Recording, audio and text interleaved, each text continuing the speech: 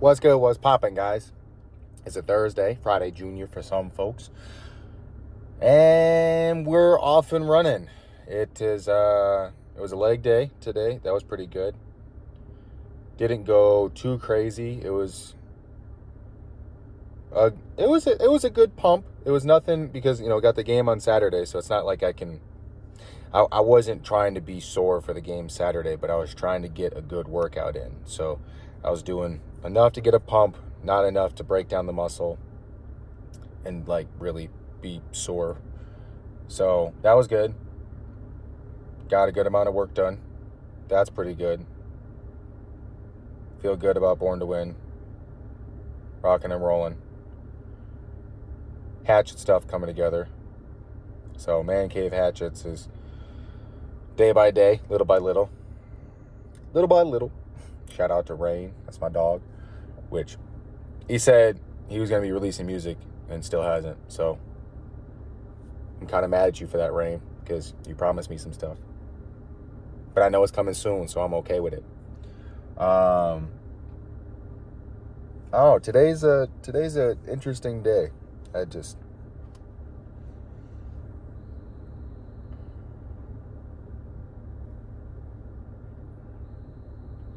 I know it's going to work. And I think that's been part of the issue, is I know it's going to work. So there was a lot of days where I didn't do the things that I needed to get done because I'm like, oh, it's going to work. And I think that's the main thing.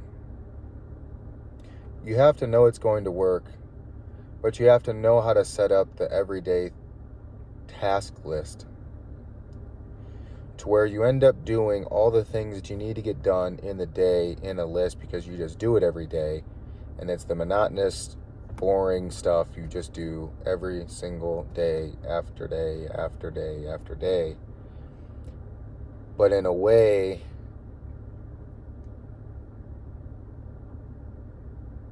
that works for you. For some people can wake up at 7 and drink their coffee, have their nice slow wake up, work 9 to 5, and just, be ready for the day, locked and loaded. Then there's other folks that wake up early in the morning, like 5:30 folks. They can do the same exact thing. They can start work at 7. Some even still start at 9. Others will sleep until 8:30. Race to get there by 9. But be really productive at night. And will stay up for the extra amount of time. And I think the one thing that people forget, there's 24 hours in a day. And for 24 hours in a day, if I'm up for an extra 2 hours or 3 hours or 4 hours, then those people that are going to sleep at 9 o'clock, it's the same benefit as if you wake up 4 hours before me. We're balancing out the time. Just because you're up at 4 a.m. is no different than being up until 1 a.m. Most people are in bed or asleep about 10 o'clock. I'd say that's a general consensus. There's a lot of people that go to sleep at 9. There's almost everyone else that goes to sleep at 10. And then you have a good batch of people that goes to sleep at 11 and then 12. If you are up until the next day and you go to sleep at 1 or 2 o'clock in the morning, most people don't do that. And so if 90% of people are asleep by 10 o'clock and you are up until 2, and it's like a regular, you are up until 2, and then you wake up at 8:30. So it's like you're getting 6.5 hours of sleep versus the people that are like, oh, well, I'm going to be up at 4:30 in the morning. It's like, okay, that's fine. There's nothing wrong with that. But don't knock the person who stays up late either. There's that same gap of time that it's meant to be time alone. The middle of the day work, the general work day is 9 to 5, really 8 to 5, 8 to 6. Like somewhere between 8 and 6, 8 to 7 even. Like that's the everybody, like any business, like that's the function of like everybody, because that's when it's light out. That's the intention. But on the bookends of the day, whether you get up at 4 a.m. or whether you're up until 1 a.m., that's the time when you're supposed to do the things that you're doing separately. If you're doing a side gig, if you're doing a regular thing, if you're working on yourself, a lot of people will like stay up and watch Netflix, and they do that every single day. And it's just like Netflix is on repeat. And I used to do that. Like I legit would have Netflix and I would watch stuff that I've already seen. And I don't know if it's really like, people are like, oh, it's comforting. I don't think that it was comforting. A lot of times it was background noise, because like I would do stuff on my phone, or like I would be doing something else, or like I'm walking around, whatever. But like to some degree, it's like a waste. It's just like, it just felt like waste time. And now like, look, it's just waste time. And to have that time gone, it's not coming back, like, that's a thing. Just instead of watching Netflix, watching YouTube and learning something, it doesn't even matter what you're learning. If you are learning something, and then as you are in the process of learning that thing, you just actually take action and start trying that thing, I have found more enjoyment from that. The airbrushing stuff has led to it is a challenge. It is difficult. It is something that requires me to have attention. I have to be present. And at the same time, no one's telling me to do it. Whether someone buys it or not, at the end of the day, I still have to be willing to say, like, I have to say yes to doing it. So it's then just me doing it. I have to start and finish that thing. I have to take it from something and turn it into that something else. And there is a process that gets started. And it's really the process with anything is, it's an idea, and you think it up in your head, and it's just a thought, and it's random, and it can change just like that because it's a thought.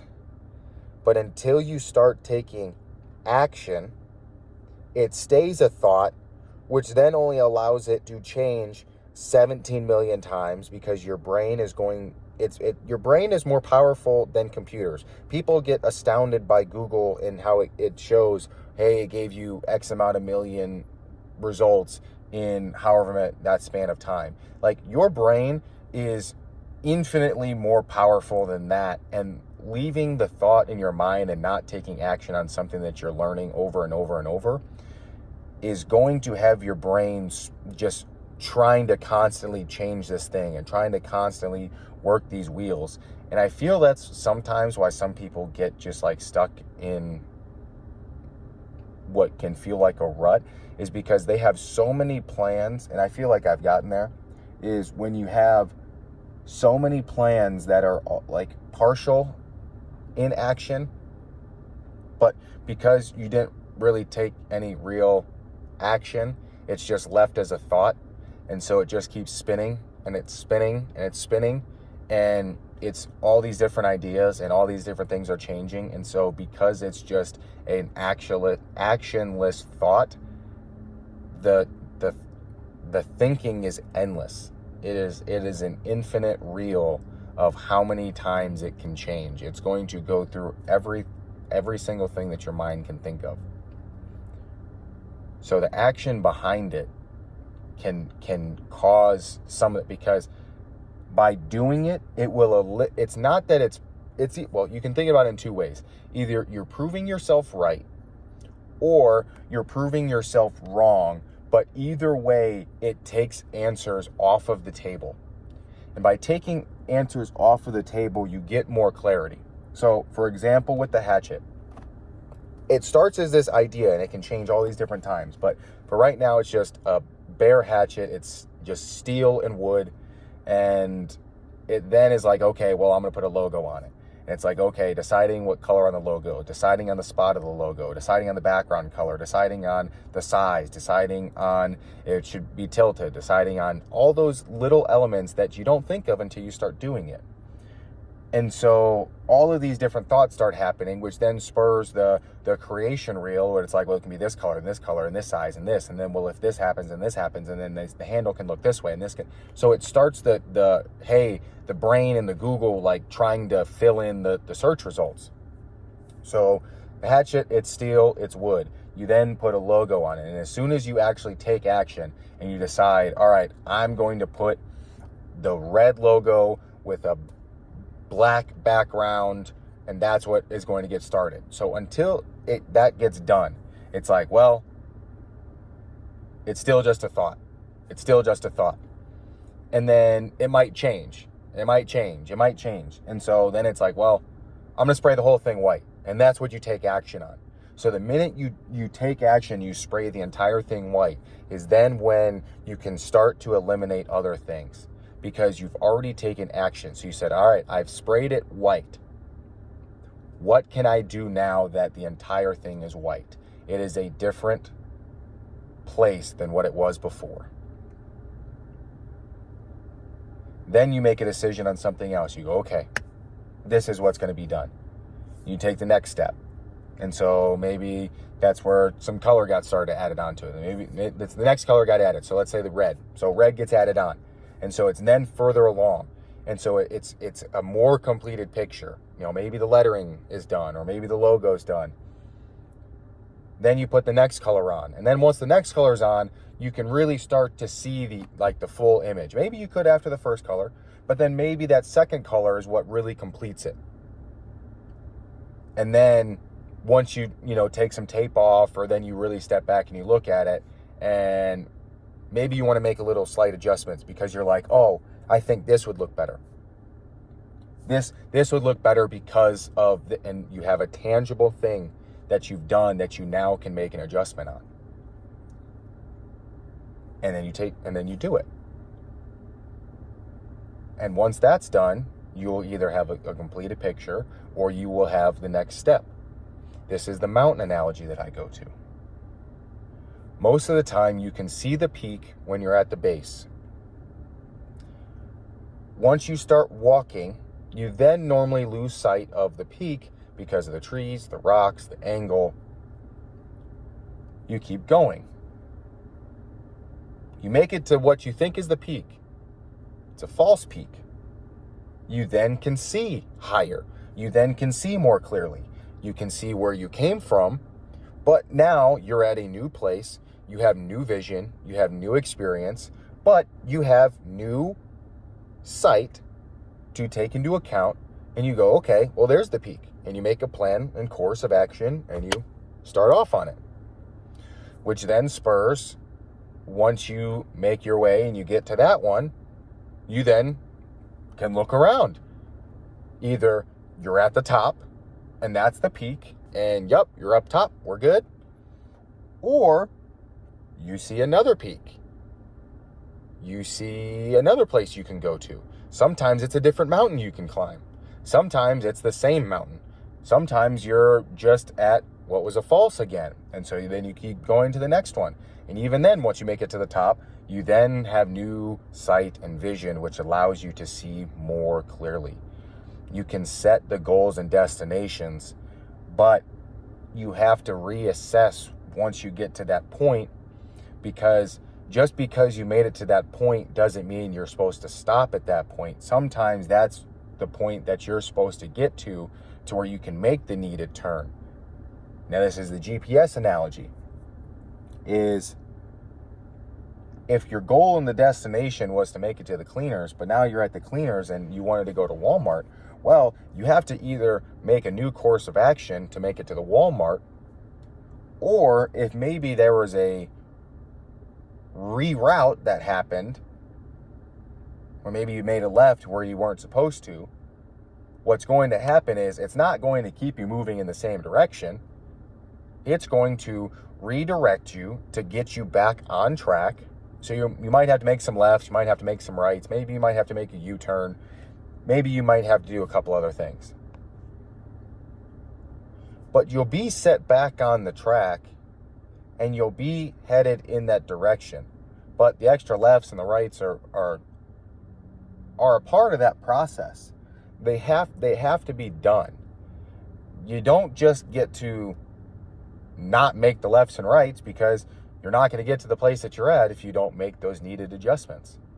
So adjustments need to happen, redirection needs to happen, recourse needs to happen, reanalysis needs to happen. And so it's this constant cycle and this constant circulation and this just kind of over the top of, well, are we on the right path? Well, we are, but where's the destination headed? Are we still staying on the right path? Well, okay. Well, we're off the wrong.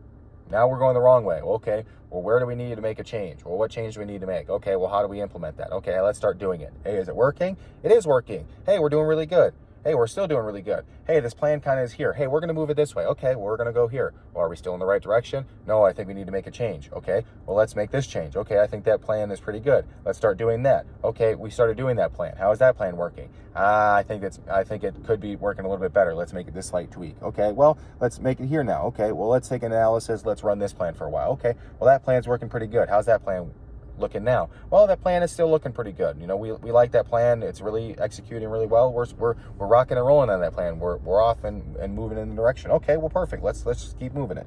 And it's still working. It's still working. It's still working. Hey, we made it. We hit our goal. Okay, great. Well, are we going to stay there? Are we going to set a new one? Are we going to go to the next one? Are we now at a different place where we can set this goal higher? Are we going to hit the same thing? Are we going to expand our target? You get my point? It's all about just keeping moving. That's all it is. Just keep playing the game. You have to bring the infinite game into the finite. If you say, I'm going to keep playing no matter what, then you're going to make it.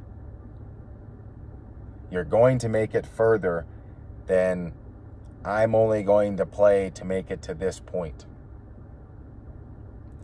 You have to bring the infinite to the finite to make sure that you can get as far as you can in the finite, even though it's going to look so small in the infinite.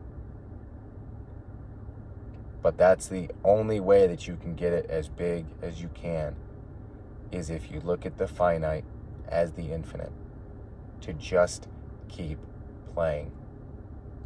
Just keep playing. Just keep making needed adjustments. Just keep making tweaks.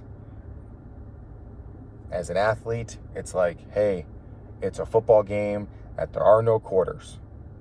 There's just time on the clock, and you have to keep playing. And you keep playing, and you keep playing. And you don't know how much time's on the clock because they don't tell you. But you keep playing, and you keep making tweaks, and you keep making adjustments, and you keep going out there, even though you're tired, even though you're breathing heavy, you're doing anything. You don't know how much time you have. You have to just keep going. You have to make the needed changes. You have to make anything that you can to keep succeeding. But you have to know that you just have to keep playing. And that's it. So,